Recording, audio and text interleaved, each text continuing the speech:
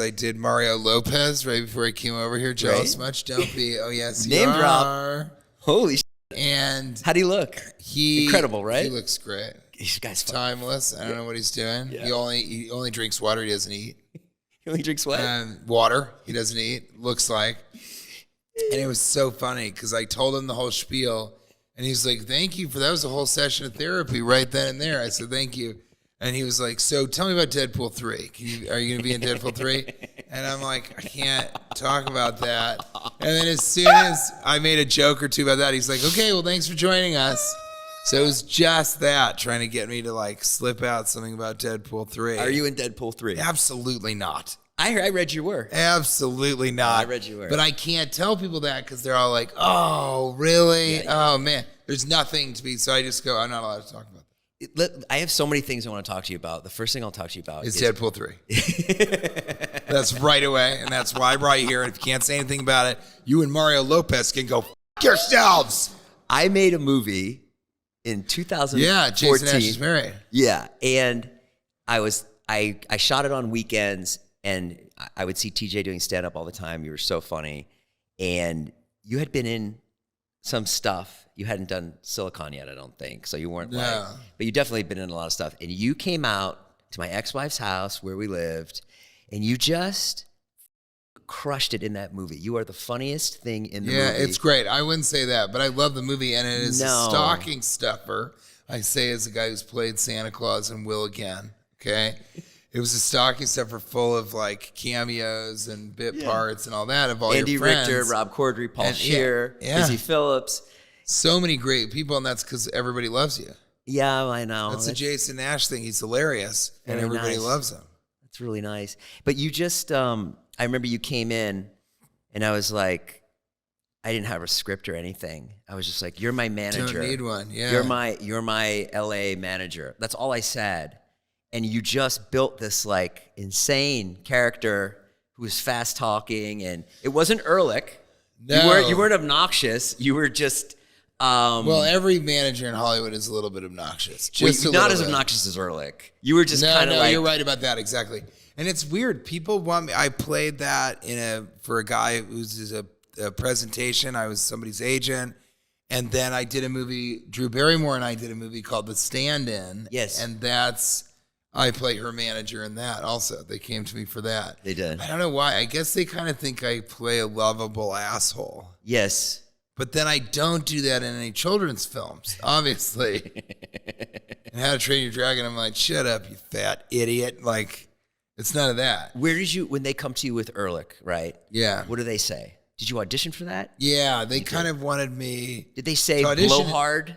Did they say like a douchebag, obnoxious? No, they wanted me to audition. I didn't want to do television anymore at that point. It was actually kind of interesting because I said, I've been on 2 shows. They're great shows. They were both canceled. Yeah. I did 2 pilots. They were both great pilots. One was really good. The other one was kind of good. One was directed by Sean Levy, who is one of the funniest directors of all time. And neither of those got picked up. And so I said, look, I've done 4 television projects, and they've just been disappointments. I can't sit here and be like, oh, I made so much money. And I certainly can't sit here and say, I'm excited about doing another thing that's going to get canceled. Yes. And so I said, from now on, I only want to produce television because I had produced the show called Mashup on Comedy Central, another show called Goreburger, which was on YouTube and then on Comedy Central.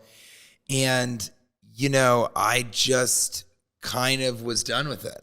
I wanted to write movies and be in movies. That's it. Mm-hmm. And do stand-up, obviously. Mm-hmm. And I kind of, they came to me and said, look, they're interested in you just auditioning for this thing. I said, I don't want to do television anymore. It's Mike Judge. And I had worked with Mike on Extract. Yeah. And so I said, well, if it's Mike Judge, yeah, of course I'll go in and audition for him if that's what he wants me to do.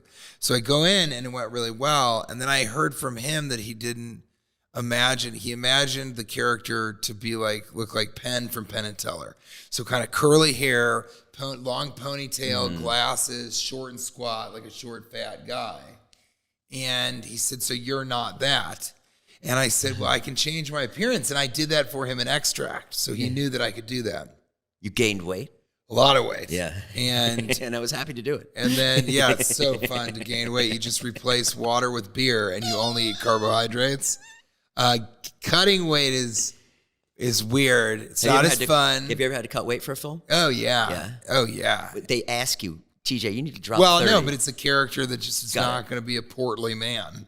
Got it. He's an engineer and a rig worker in an underground water, underwater space station thing. Yeah. That guy's not kind of like hanging out, eating Doritos and seeing what's on television. So the way you cut weight is you don't eat any carbohydrates, and you only drink water and eat like fish, protein, and then vegetables, and then you stop eating 6 hours before you go to sleep. And is that hard for you? Not after a little while. Yeah. Like after maybe 2 or 3 days, then it's fine. I struggle with my weight all the time, so I love that? to hear. I struggle with my weight all the time, so. You start... I struggle. Oh, really? with Okay. my weight, Yeah, which is insane because you've never... I think that's more struggling with neurosis than weight.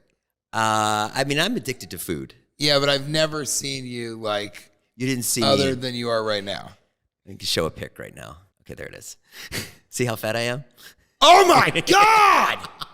Jesus! It's a miracle you're alive! Okay. And I think you should be killed for ever looking like that. I want everybody to know that I couldn't see the picture.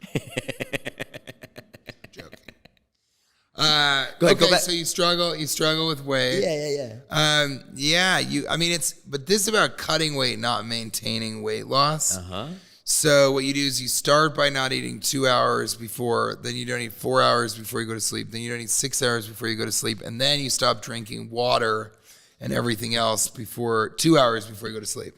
Uh-huh. And then you can lose if you're me, you can lose about 1.5 pounds, 2 pounds at night. Yeah, it's nice. It's pretty crazy until you get to a certain point, and then it's like takes a little bit longer. But I really think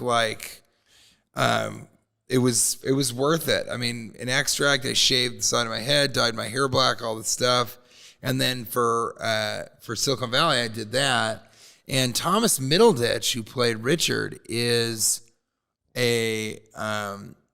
he's like my original improvisational partner, like an improv partner from Chicago. At Second City.